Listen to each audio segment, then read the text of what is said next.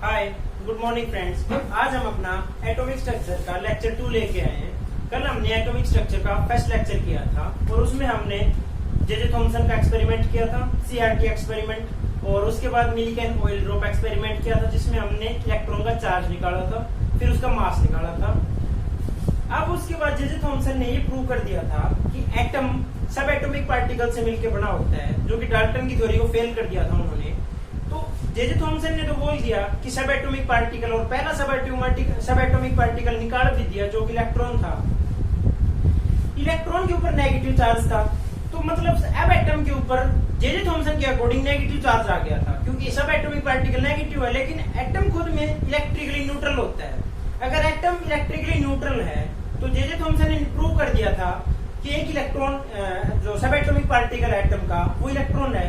तो अब साइंटिस्ट को लगा कि उसमें कुछ ना कुछ पॉजिटिव पार्टिकल भी होंगे जो उसको एटम को इलेक्ट्रिकली न्यूट्रल बनाएंगे। तो उसके लिए डिफरेंट साइंटिस्ट ने अपने एक्सपेरिमेंट स्टार्ट किए, और उस फेज में उन्होंने पहला काम किया था वो गोल्डस्टीन ने किया था, और फिर गोल्डस्टीन के एक्सपेरिमेंट को आगे किया था रदरफोर्ड ने, और वो वही एक्सपेरिमेंट था जो जे थॉमसन ने किया था, सीआरटी एक्सपेरिमेंट। उसमें उन्होंने क्या किया, एक एनोड लिया, पॉजिटिव टर्मिनल, ये एनोड लिया, ये पॉजिटिव टर्मिनल था, इसके बीच में कुछ गैसेस भरी, और ये कैथोड लिया, परफोरेटेड कैथोड, और यहाँ पे जिंक सल्फाइड की स्क्रीन, और ये वैक्यूम कंट्रोलर, यहाँ पे जिंक सल्फाइड की स्क्रीन।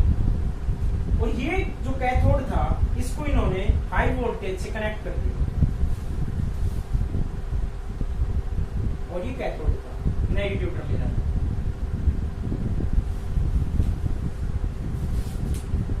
अब जब रदरफोर्ड एक्सपेरिमेंट कर रहे थे तो उन्होंने क्या किया, जब गैस का प्रेशर 10⁻² atm पर लिया और उन्होंने वोल्टेज हाई वोल्टेज अप्लाई किया, तो उनको कुछ रेज एनोड की तरफ से कैथोड की तरफ जाती हुई दिखाई दी, विजिबल, और वो जिंक सल्फाइड स्क्रीन के ऊपर स्किंटिलेशंस पैदा कर रही थी। इसका मतलब एनोड से कुछ रेज कैथोड की तरफ जा रही है, ये बात प्रूव होगी। फिर उनको ये समझ में नहीं आ रहा था ये रेज एक्चुअली आ कहां से रही है, एनोड से आ रही है या गैस पार्टिकल से आ रही है, कैथोड की कहां से, किस वजह से प्रोड्यूस हो रही है। अब उन्होंने अब दूसरा एक्सपेरिमेंट, फिर से ये एक्सपेरिमेंट को रिपीट किया, और अब की बार ये गैस पार्टिकल्स थे इसको वेरी लो प्रेशर ऊपर लेके चले गए, मींस वैक्यूम क्रिएट कर दिया। जो एनोड रे जब एनोड से कैथोड की तरफ जा रही थी वो दिखाई देना हो बंद होगी, और जो जिंक सल्फाइड स्क्रीन के ऊपर जो स्किंटिलेशंस हो रही थी वो भी बंद होगी। इसका मतलब जो रदरफोर्ड एक्सपेरिमेंट कर रहे थे उन्होंने अपना डाटा दिया और उसमें बता दिया कि जो रेज आ रही हैं ये एनोड से स्टार्ट होके नहीं आ रही है, एनोड से नहीं निकल रही है, ये निकल रही है गैस पार्टिकल्स की वजह से। जो गैस थी इसकी वजह से ये रेज आ रही थी, और इसी में से एनोड रेज स्टार्ट होती हैं। उन्होंने ये एनोड रेज का एक्सपेरिमेंट तो डाटा कैसे दिया, क्योंकि जे थॉमसन पहले बता चुके थे कि कैथोड से इलेक्ट्रॉन निकलते हैं और ये चार्ज अपने साथ एनर्जी कैरी करते हैं, और ये एनर्जी इन्होंने गैस के एटम को दी होगी, जैसे हाइड्रोजन को दी होगी, और हाइड्रोजन ये एनर्जी लेकर एक्साइटेड स्टेट में चला गया होगा, वहां पे एक इलेक्ट्रॉन लूज कर दिया होगा, आयनाइज हो गया होगा, ये बन गया होगा H+ और प्लस एक इलेक्ट्रॉन निकाल दिया होगा, और इस इलेक्ट्रॉन ने फर्दर सेम प्रोसेस किया होगा। इस तरह से बहुत सारे यहाँ पे पॉजिटिवली चार्ज पार्टिकल्स बन गए होंगे, गैस के पॉजिटिव चार्ज पार्टिकल बन गए होंगे यहाँ पे, और ये पॉजिटिव चार्ज पार्टिकल अब इधर से इधर जा रहे हैं, एनोड की तरफ से कैथोड की तरफ जा रहे हैं। तो ये वाले पार्टिकल्स मूव कर रहे हैं एनोड से कैथोड की तरफ, और ये जिंक सल्फाइड स्क्रीन के ऊपर यही स्किंटिलेशंस पैदा कर रहे हैं। तो इनको नाम दिया गया था एनोड रेज। तो उसने अपने एक्सपेरिमेंट में क्या देखने को मिला था, जो पहला डाटा उन्होंने दिया,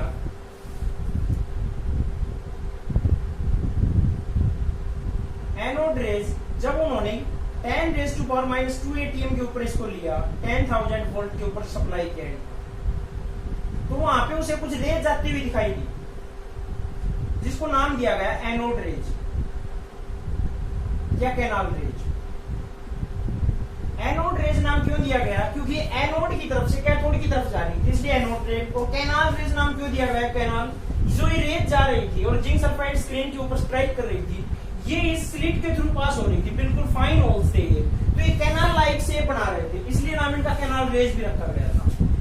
जब उन्होंने इस चीज को दोबारा रिपीट किया, इसको लेके आए बिल्कुल वैक्यूम कंडीशन के ऊपर, या बहुत कम प्रेशर उसको कर दिया, और अब 10,000 वोल्ट जब अप्लाई किया इन्होंने, तब उन्होंने क्या नोटिस किया कि जो ये रेज थी anode rays, these were not visible, these were not visible, ये अब विजिबल नहीं हो रही थी। ये विजिबल नहीं हो रही थी तो रदरफोर्ड ने अपना जो एक्सपेरिमेंट का जो कंक्लूजन था वो ये बताया, जो एनोड रेज है वो एनोड से नहीं निकल रही है, वो इस गैस पार्टिकल से निकल रही है। फिर इन्होंने इसको प्रूव भी कर दिया। प्रूव इस ऐसे कर दिया, पहली बार उन्होंने हाइड्रोजन गैस ली, हाइड्रोजन गैस ली तो जो रेज आ रही थी इसका मास कैलकुलेट किया, इन रेज का मास कुछ अलग था। दूसरी बार हाइड्रोजन या ऑक्सीजन ली तो फिर से इसका मास कैलकुलेट किया, वो भी अलग आया। तीसरी बार कुछ अलग गैस ली, उसका अलग मास आया। यहाँ से भी इसको कंफर्म नहीं हुआ था। पहली बार कुछ अलग गैस ली तब उसने E/m रेशियो निकाला, E/m रेशियो अलग आया। दूसरी बार अलग गैस ली तो उसका भी E/m रेशियो अलग आया। तो डिफरेंट गैसेस का मास भी अलग आ रहा था। जब डिफरेंट गैसेस ले रहे थे उनका मास भी अलग आ रहा था, E/m रेशियो भी अलग आ रहा था। तो उन्होंने बताया कि जो एनोड रेज और कैनाल रेज जो एनोड से कैथोड की तरफ मूव कर रही है, एनोड से नहीं आ रही है, ये इस गैस मॉलिक्यूल्स की वजह से आ रही है। तो उन्होंने अपना एनोड रेज के बारे में, कैथोड रेज के बारे में फाइनल कंक्लूजन सबमिट किया और उन्होंने क्या बताया, पहला जो बताया था उन्होंने, एनोड रेज, एनोड और cathode rays are positively charge. ये कंफर्म हो गया पॉजिटिवली चार्ज क्यों है, क्योंकि जो ये चार्ज क्रिएट हो रहा है ये कैथोड की, सॉरी जो भी पार्टिकल्स है ये कैथोड की तरफ जा रहे हैं। तो कैथोड खुद में एक नेगेटिव एंड होता है, तो कोई भी पार्टिकल नेगेटिव की तरफ कब जाएगा, जब उसके ऊपर पॉजिटिव चार्ज होगा। तो ये पॉजिटिव चार्ज पार्टिकल थे। दूसरा कंक्लूजन क्या दिया उन्होंने, जो एनोड रेज होती है या कैनाल रेज है ये स्ट्रेट लाइन में ट्रेवल करती है, स्ट्रेट लाइन में ट्रेवल करती है। तीसरा जो दिया था वो दिया था anode rays are particle in nature, particle in nature. Straight line और पार्टिकल नेचर के बारे में हम कल कैथोड रेज से पढ़ चुके हैं, क्योंकि स्ट्रेट लाइन में वही हम टॉर्च हाथ के ऊपर माने तो स्ट्रेट लाइन में आएगी तो उसकी शैडो पीछे बनेगी, इनकी भी शैडो पीछे बन रही थी व्हील रखा तो। पार्टिकल नेचर का वही व्हील की रोटेशन स्टार्ट कर दिया। जो चौथा इन्होंने बताया था कंक्लूजन इसके बारे में, जो एनोड रेज थी जो डिफरेंट गैसेस के साथ उनका E/m रेशियो डिफरेंट आ रहा था, E/m रेशियो डिफरेंट आ रहा था। और जो एनोड रेज आ रही थी इनका मास भी डिफरेंट था। तो यहाँ से ये कंफर्म हो चुका था कि जो एनोड रेज आ रही है ये एनोड से ना आके जो बीच में गैस मॉलिक्यूल्स रखे हैं यहाँ से आ रही है। तो अब E/m रेशियो डिफरेंट आ रहा है, उनका मास भी डिफरेंट है। तो अब हम इसका मास कैसे निकालेंगे, जो पॉजिटिव पार्टिकल है एटम का, एटम किसके मिलकर, उसका पॉजिटिव पार्टिकल कौन सा एटम का, उसका निकालने के लिए अब उन्होंने क्या किया, डिफरेंट गैसेस के E/m रेशियो निकाले। डिफरेंट गैसेस के E/m रेशियो निकालते गए तो डिफरेंट आते गए। तो अब उन्होंने क्या किया, E की वैल्यू को फिक्स कर दिया, E की वैल्यू को फिक्स कर दिया, मतलब यूनिपॉजिटिव +1 चार्ज कर दिया। तो जैसे हाइड्रोजन का H+ कर दिया, एक इलेक्ट्रॉन निकाल दिया। ऑक्सीजन था, इसका O+ कर दिया, एक इलेक्ट्रॉन निकाल दिया, मतलब एक पॉजिटिव चार्ज लिया है। यानी E को फिक्स कर दिया और m को वेरी किया। m को वेरी कैसे कर सकते हैं, m की वैल्यू को बढ़ा सकते हैं और घटा सकते हैं। m की वैल्यू हम जितना बड़ा करते चले जाएंगे पूरी वैल्यू उतनी छोटी होती चली जाएगी, और m की वैल्यू हम जितना छोटा करेंगे ये वैल्यू उतनी बड़ी होती चली जाएगी। कैसे, जैसे x/y है और x की वैल्यू को हम 1 रखते हैं और y की वैल्यू को 2, फिर हम x को 1 ही रखते हैं और y की 3, ये 1 और ये 4, ये 1/2 ये हो जाएगा 0.5, ये हो जाएगा 0.3, ये हो जाएगा 0.25। यानी y की जितनी छोटी वैल्यू होगी ये कंप्लीट टोटल वैल्यू उतनी बड़ी होगी। E/m रेशियो को कंप्लीट निकालने के लिए m की वैल्यू को मिनिमाइज किया। m की वैल्यू को मिनिमाइज करने का मतलब है लाइटेस्ट एलिमेंट चूज किया, और लाइटेस्ट एलिमेंट होगा हाइड्रोजन। ठीक है, लाइटेस्ट एलिमेंट चूज किया कि ताकि हम m की वैल्यू को मिनिमम कर सके और E/m रेशियो को मैक्सिमम निकाल सके। तो हाइड्रोजन में से हम एक इलेक्ट्रॉन निकाल दिया तो H+ बचा, सिर्फ H+ बचा, तो उस H+ की वैल्यू निकाली, वो आई 9.58 × 10⁴ कूलम पर ग्राम। ठीक है, ये आई। यहां से हमें E की वैल्यू तो पता हो, पहले कर ही चुके हैं। E की वैल्यू होती है 1.602 × 10⁻⁻19 coulomb upon m। Is equals to 9.58 into 10⁴ coulomb per gram. तो यहाँ से m की वैल्यू कैलकुलेट करेंगे 1.602 into 10⁻19 coulomb upon 9.58 into 4 coulomb per gram. या आगे 1.672 इंटू 10⁻24 ग्राम। क्या इसको बोल सकते हैं 1.672 इंटू 10⁻27 kg। यह आ गया मास हाइड्रोजन का। और जो हाइड्रोजन में से सिर्फ एक इलेक्ट्रॉन निकाल दिया गया था और हाइड्रोजन स्लाइटेस्ट एलिमेंट था, उसमें से एक इलेक्ट्रॉन को निकाल दिया, उसके पास कोई इलेक्ट्रॉन नहीं बचा था, उसी को इसने बोला, जो H+ जो बना था उसी को इन्होंने बोल दिया प्रोटॉन।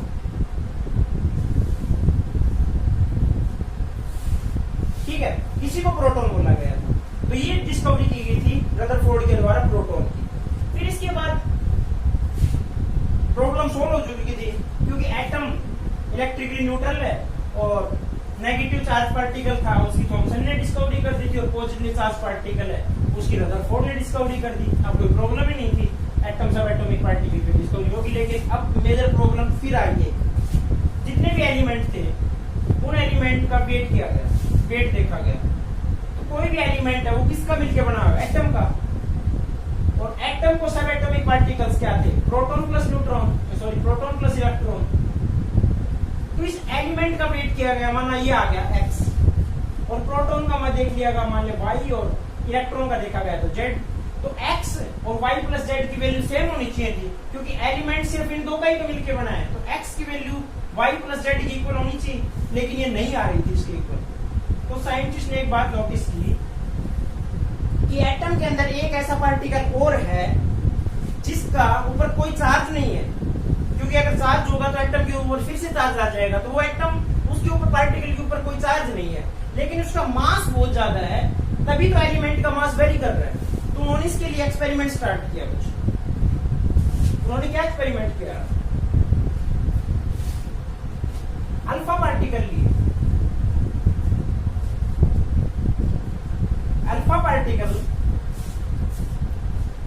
अल्फा पार्टिकल क्या होते हैं, 2 हीलियम 4, और इसको थिन बेरिलियम की एक शीट ली गई, बिल्कुल फाइन थिन सिंगल एटम, मतलब सिंगल लेयर स्ट्रक्चर, एक एक एटम को जोड़ते चले गए। ये बेरिलियम की शीट ली गई और इन अल्फा पार्टिकल्स को इनके ऊपर हीट करवाया गया।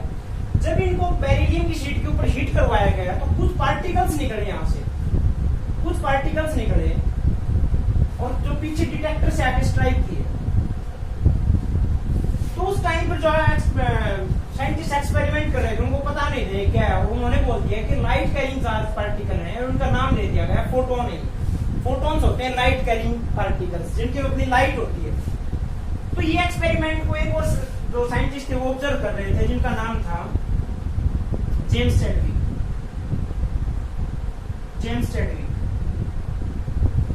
और उन्होंने इसी एक्सपेरिमेंट को फिर से ट्राई किया, अल्फा पार्टिकल्स को बेरिलियम की शीट के ऊपर हीट करवाया, और बेरिलियम की थिन शीट के ऊपर हीट करवाने के बाद आगे एक पैराफिन वैक्स लगा दिया। पैराफिन वैक्स में प्रोटॉन्स होते हैं, प्रोटॉन्स मींस H+, जिनका वेट होता है 1.672 into 10⁻27 kg, जो हमने अभी कैलकुलेट किया था, रदरफोर्ड ने जो बताया था।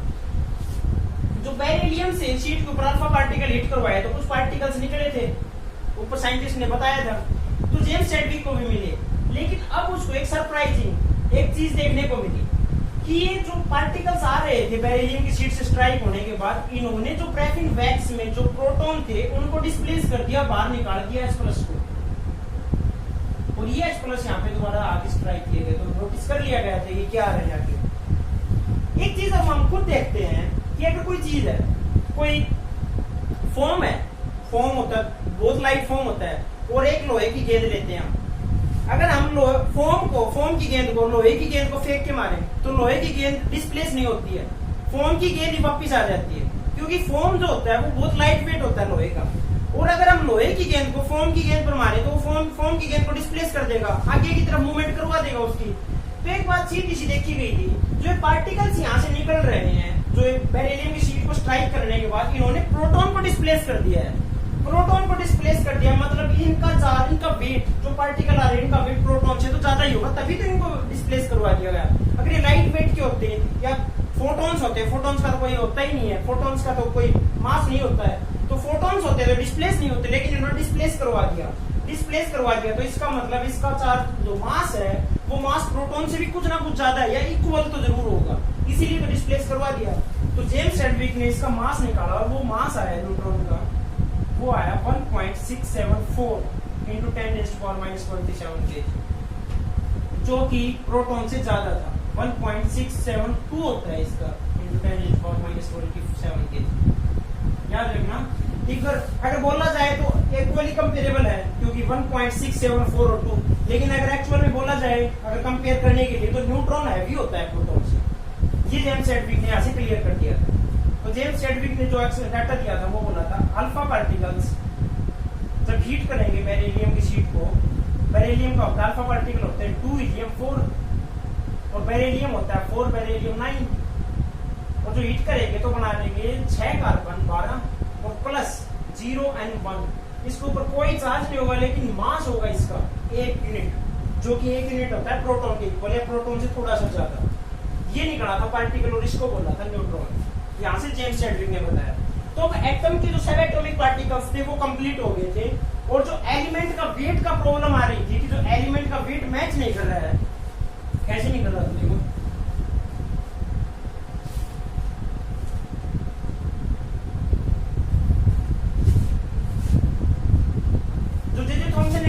क्या था इलेक्ट्रॉन का मास, वो आया था 9.11 इंटू 10⁻⁻31 kg, और ये अप्रोक्सीमेटली होता है 1/1837 ऑफ हाइड्रोजन के मास के। हाइड्रोजन का मास जितना है उसका 1837वां हिस्सा, अगर उसका वेट इतना है तो उसका 1837वां हिस्सा ये इलेक्ट्रॉन का होता है। इलेक्ट्रॉन बहुत ही लाइट वेट होता है, और प्रोटॉन का वेट होता है 1.672 इंटू 10⁻⁻27 kg, और न्यूट्रॉन्स का ये है 1.674 इंटू 10⁻⁻27 kg। ये प्रोटॉन हाइड्रोजन के इक्वल होता है और ये भी हाइड्रोजन के इक्वल माना जाएगा।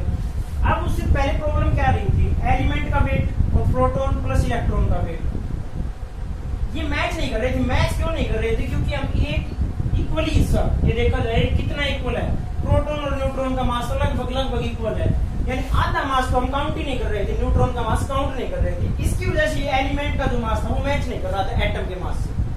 ठीक है, अब ये जो प्रॉब्लम थी सोल्व हो गई थी न्यूट्रॉन डिस्कवर होने के बाद कि एलिमेंट का proton plus electron plus neutron का जब वेट किया गया तो वो एलिमेंट के एटम के इक्वल बराबर आ जाता। तो ये सब हो चुके थे, सब एटॉमिक पार्टिकल्स डिस्कवर हो चुके थे। अब मेजर प्रॉब्लम स्टार्ट हुई है। डिस्कवरी तो उन्होंने तो कर तो दी, डाल्टन की जो थ्योरी 100 साल से चली आ रही थी लगभग, उस थ्योरी को फेल कर दिया उन्होंने बता दिया जो एलिमेंट होता है वो सब एटम का बना होता है, एटम सब एटॉमिक पार्टिकल का बना होता है। ये बात साबित तो कर दी, लेकिन उन्होंने फिर अपने आप में बड़ी एक दिक्कत पैदा कर दी कि सब एटॉमिक पार्टिकल्स एटम के अंदर होते कैसे हैं, कहाँ होते हैं, इलेक्ट्रॉन कहाँ पे होंगे, प्रोटॉन कहाँ पे होंगे, न्यूट्रॉन्स कहाँ पे होंगे। तो इस वे में पहला जो अपना मॉडल लेके आए थे वो जे थॉमसन ही लेके आए थे, जिन्होंने किसकी खोज की थी, इलेक्ट्रॉन की। जे थॉमसन ने अपना पहला मॉडल लेके आए थे जिसको बोलते हैं plum pudding model of electron.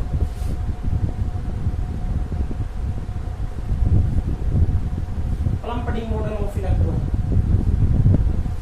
J Thomson अपना पहला मॉडल लेके आए थे। तो उस टाइम तक उन्होंने जब अपना जे थॉमसन ने डिस्कवरी की थी तो उन्होंने उस टाइम पर सिर्फ इलेक्ट्रॉन की खोज की थी,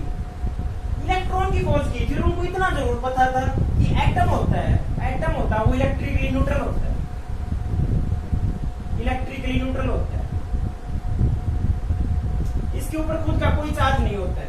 तो उसको ये पता था कि अगर इलेक्ट्रॉन है तो कुछ ना कुछ पॉजिटिव चार्ज भी होगा, लेकिन उसको ये नहीं पता था कि जो एलिमेंट है, जो एटम है, उस एटम के अंदर इलेक्ट्रॉन कहाँ पर होते हैं, ये पॉजिटिव चार्ज कौन सा है, कहाँ है, क्योंकि पॉजिटिव चार्ज की जब तक तो डिस्कवरी नहीं हुई थी, प्रोटॉन तो डिस्कवरी नहीं की गई थी, बाद में किया रदरफोर्ड ने।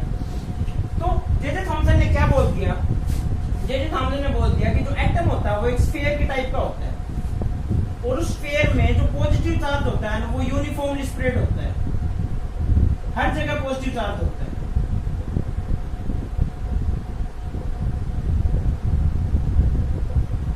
पूरे स्फीयर में पॉजिटिव चार्ज होता है, और जो नेगेटिव चार्ज होते हैं वो इम्बेडेड होता है उसमें। और कितना होता है नेगेटिव चार्ज? नेगेटिव चार्ज इतना ही इम्बेडेड होता है जो इस पॉजिटिव स्फीयर को काउंटर कर देगा और बैलेंस कर देगा। अगर इसमें 5 यूनिट पॉजिटिव चार्ज, 5 प्लस, अगर पॉजिटिव चार्ज यूनिफॉर्मली स्प्रेड है तो नेगेटिव चार्ज इसमें इतना ही होगा, 5 नेगेटिव, जो इसको काउंटर कर देगा, इतना एम्बेडेड होगा। एम्बेडेड किस टाइप स्ट्रक्चर, उसको किस टाइप में एक्सप्लेन किया? वाटरमेलन होता है, तरबूज होता है, तरबूज में जो रेड पोर्शन होता है वो तो बोल दिया उन्होंने, ये उसका होता है पॉजिटिव पोर्शन, यानी वो होता है पूरे तरबूज में फैला होता है। और जो ब्लैक सीड्स होते हैं उसके, वो होते हैं यूनिफॉर्म इम्बेडेड होते हैं उसमें, कहीं ना कहीं घुसे होते हैं, वो इतने ही घुसे हैं कि उसको पॉजिटिव को बैलेंस कर पाए। यहाँ से जे थॉमसन ने अपना मॉडल दे दिया, लेकिन इलेक्ट्रिकल उन्होंने एक मॉडल भी दे दिया और उसको ये नहीं पता था कि पॉजिटिव पार्टिकल्स क्या है, वो कहाँ पर है। तो उन्होंने इलेक्ट्रिकली न्यूट्रलिटी मेंटेन करने के लिए उन्होंने बोल दिया कि पॉजिटिव नेगेटिव इक्वल होते हैं, लेकिन यहाँ से ये मॉडल उसकी स्टेबिलिटी को नहीं बता पाया और ये फेल हो गया आगे जाके, ये फंस गया ये बोल के, इसको कुछ पता नहीं था यहाँ तक। तो पॉजिटिव नेगेटिव को इतना तो बता दिया इन्होंने कि ये एटम इलेक्ट्रिकली न्यूट्रल है, लेकिन इसके कुछ ड्रॉबैक थे। इसके जे थॉमसन के ड्रॉबैक्स थे, ये तो ना तो इलेक्ट्रॉन की पोजीशन को एक्सप्लेन कर पाए, इलेक्ट्रॉन कहाँ पर है एक्चुअली, इलेक्ट्रॉन की पोजीशन भी एक्चुअल नहीं बता पाए। इन्होंने दूसरा दिया था, वो स्टैटिक मॉडल दिया था। स्टैटिक मॉडल मतलब इलेक्ट्रॉन है वो रुके हुए है, यहाँ एक इलेक्ट्रॉन है तो वो यही रहेगा, दूसरा यहाँ पे तो ये दूसरा ही है, तीसरा चौथा यहाँ पे, ये पॉजिटिव स्फीयर है, ये पूरा एम्बेडेड है, ये पूरी तरह फैला हुआ है। और ये पॉजिटिव और नेगेटिव की स्टेबिलिटी कैसे होगी इसके मॉडल की? अगर पॉजिटिव नेगेटिव इनके बीच में इतना फोर्स ऑफ अट्रैक्शन होगा, ये स्टेबल कैसे है? तीसरा है स्टेबिलिटी नहीं बता पाया। स्टैटिक मॉडल दिया, ये भी इसका ड्रॉबैक था, और एक स्टेबिलिटी नहीं बता पाया इस मॉडल की, स्टेबिलिटी कैसे है। तो जे थॉमसन ने कोई बड़ा काम नहीं किया। फिर जे थॉमसन के एक स्टूडेंट थे रदरफोर्ड, इसी के स्टूडेंट थे, और अपने टीचर का जब उन्होंने देखा कि उन्होंने बहुत बड़ा काम कर दिया था, इलेक्ट्रॉन की डिस्कवरी कर दी, कि उन्होंने अपना मॉडल दे दिया, तो इस मॉडल को जे थॉमसन प्रूव नहीं कर पाया, तो उनको स्टूडेंट को लगा कि टीचर नहीं कर पाया तो चलो मैं करता हूँ। तो उन्होंने इसमें अपना एक मॉडल दिया और अपना नेक्स्ट एक्सपेरिमेंट स्टार्ट किया। उन्होंने प्रूफ तो ये वाला एक्सपेरिमेंट प्रूव करने के लिए किया था कि जे थॉमसन के एक्सपेरिमेंट को प्रूव कर देंगे, उन्होंने जो डाटा दिया उसको प्रूव कर देंगे। लेकिन उसके प्रूव करने के चक्कर में उन्होंने अपना एक और एक्सपेरिमेंट किया और वो बहुत ज्यादा सक्सेसफुल हुआ, वो हम अपने नेक्स्ट लेक्चर में पढ़ेंगे। इस लेक्चर के लिए